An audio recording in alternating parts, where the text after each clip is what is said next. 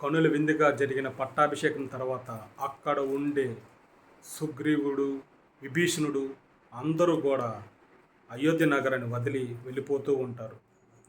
ఒక్క హనుమంతుడు తప్ప. హనుమంతుడు నేరుగా శ్రీరామ వద్దకి వెళ్తాడు. వెళ్ళి, తండ్రి నేను ఇక్కడే అయోధ్యలో ఉంటానని చెప్తాడు. చెప్పిన తన మాట విని శ్రీరామచంద్రుడు ఏం చెప్తాడంటే, తన కోసం ఒక పెద్ద రూముని ఏర్పాటు చేయండి అని అక్కడుండే భటులకి ఆదేశం ఇస్తాడు. ఇచ్చినాక మన ఆంజనేయ స్వామి అక్కడ కొన్ని రోజులు గడుపుతాడు. గడిపినాక ఒకరోజు సీతాదేవి దర్శనానికి వెళ్ళి సాగుతాడు.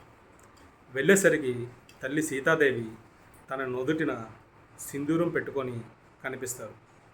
తల్లి సింధూరం ఎందుకు పెట్టుకున్నారు, పైగా మీలో మీరే మురిసిపోతున్నారు, కారణం ఏంటని అడిగితే దానికి తల్లి సీతమ్మ శ్రీరామచంద్రునికి సింధూరం అంటే అమితమైన ఇష్టం, అలా పెట్టుకున్న వారికి జన్మ జన్మలు కూడా అతను తోడుగా ఉంటారు అని చెప్తారు.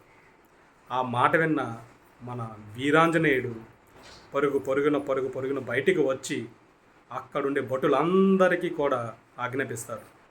ఆజ్ఞాపించినాక ఆ భటులందరూ కూడా ఏమంటారంటే, సరే ఆంజనేయ, నీ కోసం సింధూరాన్ని మూటలు తీసుకొస్తామంటారు. వెళ్ళి తీసుకొస్తారు. తీసుకొచ్చి ఆంజనేయుని ముందు అలా పరిస్తారు. పరిచిన దానిపై మన బలవంతుడు ఆంజనేయుడు ఉన్నాడుగా, ఆయన అమాంతం దాని మీద దూకుతారు.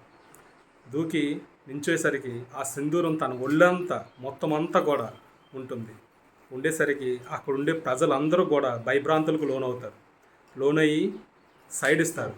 అతను నేరుగా శ్రీరాముడు ఉండే స్థలానికి వెళ్తారు. వెళ్ళేసరికి అక్కడ నిండు సభ. ఆ సభలో జనమంతా కూడా ఆశ్చర్యానికి లోనవుతారు మన ఆంజనేయ స్వామిని చూసి. కానీ శ్రీరాముడు మాత్రం లోపల ఆశ్చర్యానికి లోనయ్యి బయటికి మాత్రం నవ్వుతూ, హనుమ నీవు మాత్రం ఎన్నడూ కూడా అంటే నిన్ను మాత్రం ఎన్నడూ కూడా వదలనని చెప్తారు. అది సరేనా? ఒకటి చెప్పండి, ఈ రోజుల్లో ఎంతమంది శ్రీరాముడు మరియు హనుమంతుడిలాగా ఉంటున్నారు? కనీసం 1,00,000 మందిలో ఒకరైనా ఉంటారా? నాకు తెలిసి అయితే ఉండరు. మీకు తెలిసి ఉంటే కామెంట్ చేయండి. ఎవరున్నా సరే వాళ్ళ కోసం నేను హైలైట్గా ఫీల్ అవుతాను. సరేనా? మర్చిపోవద్దు.